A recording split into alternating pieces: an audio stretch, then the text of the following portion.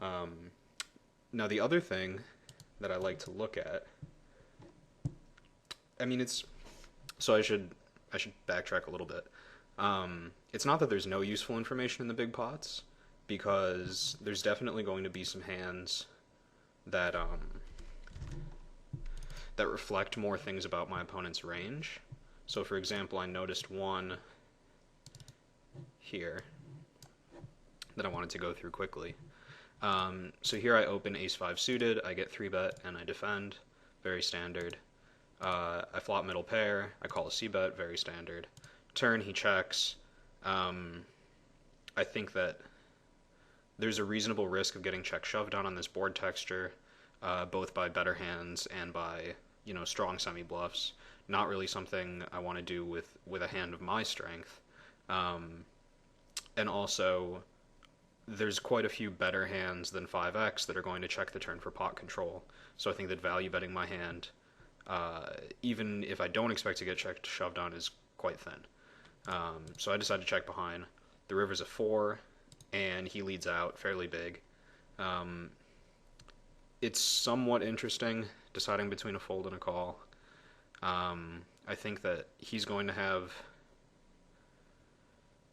I shouldn't say a significant number of value bets that I beat, but there's certainly some 5x hands that will think that they're good a very high percentage of the time and decide to value bet. There's also, some bluffs that he has in his range that are going to decide that because I check behind on the turn, I can't have Jack X, and they're just going to represent, pocket tens, 8x, or just like some missed check raise on the turn. I think the second case is unlikely. I think that his value betting range is a big part of his range, and I think that he's unlikely to bluff in this situation. I did call, and I don't exactly remember why. I'm sure it was specific to this player, but I did end up calling here. And what I learned from this is that I learned, one of the hands in his 3-betting range, he has a 20% 3-betting range, and it includes 6-8 offsuit. So that tells me something about what hands he chooses to flat pre-flop. It tells me something about what boards I should be more concerned about in 3-bet pots. And it tells me something about his,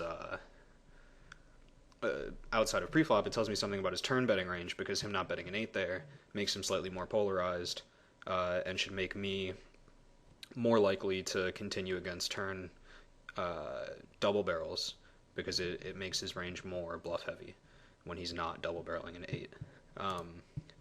But the takeaway here is that we learned something about pre-flop that's interesting because we got to a showdown.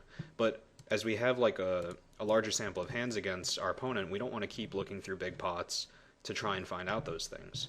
So what I like to use the pre-flop cards section, and I also like to do this in-game to just remind myself of what my opponent's ranges look like. And this is like a really useful section of him that I've started using recently, is that it shows all the known cards that our opponent has shown up with throughout the match. So we can see here that on the left are all the filters. He's 3-bet pre with, very standard value hands. Nothing weaker than ace-queen for value, which is noteworthy. And also quite a few bluffs. 8-6 off, 6-5 off, 6-4 off, and all these hands down here. Now we can extrapolate a little bit about what his range looks like. And I'll just pull up Poker Stove here for a second. Now if he includes 8-6 offsuit, 6-4, 6-5, 10, 9, 8, presumably also 7, 6-4 suited, 4 deuce, and 5 deuce, we can kind of assume that if he's including these hands here, he's also including every hand between 10-4 suited and 4 deuce suited, assuming he creates his range logically. And I'll just extrapolate a little bit because these are all very similar hands. And likewise with 8-6 off, we can include everything between 6-4 offsuit and 8-6 offsuit, which probably includes something like this. So what we'll find here is that we've already put together a 13% range of bluffs, just based on what we know about his hand selection here. And we know his overall 3-betting frequency was only 20.7%, I believe. So that means, like, very best case scenario for him, if this was his value range.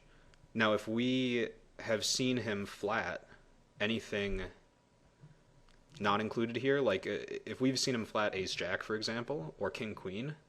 Oh, he's 3-bet king queen, so I'll include that as well. We're still 2% shy, but point being, we have twice as many bluffs right now as we do value hands in like what we know about his range, which means that we can sort of come up with a good counter strategy to his pre-flop game. And this is only after 500 hands, mind you. Like this is pretty fast that I learned all this about his pre-flop range. I can look at his cold calling range. I haven't seen him play ace-jack, unfortunately, which is sort of important. But I do know that king-jack off, ace-10 off, not in his 3-betting range. I know that 6-4 suited, which is interesting, he flatted, which I think he also 3-bet. So he might not be designing his ranges as exactly as I'm hoping. But the point here is that using these filters here, and likewise we can use this for 4-bet ranges, seeing queen 3 suited. I might not have remembered that if I didn't look it up here. Very useful about figuring out how he plans his pre-flop game. And this is going to carry down like all the way into your post-flop decisions in all these situations, and it's going to make your life a lot easier knowing like these specific details about his approach. So having put this together, like I can come up with a counter strategy that might be something like 4-betting light, because I know that he has, from what I can see, twice as many bluffs as he does value hands in his pre-flop range. And if we're 4-betting like to a size that needs to work, less often than 2/3 of the time, which I think is almost every 4-bet size, then we're going to show an immediate profit, unless he continues with some of these bluffs. But these are like very weak pre-flop hands. I'm assuming he's not continuing 10-4 suited, 8-6 offsuit against a 4-bet. So yeah, that's basically like using the pre-flop card section, something that we can determine about his game that I think is a little more useful than just like looking through all the hands one hand at a time. So I hope you guys enjoyed this, and I hope this was helpful with using Hold'em Manager, and go look at the tables.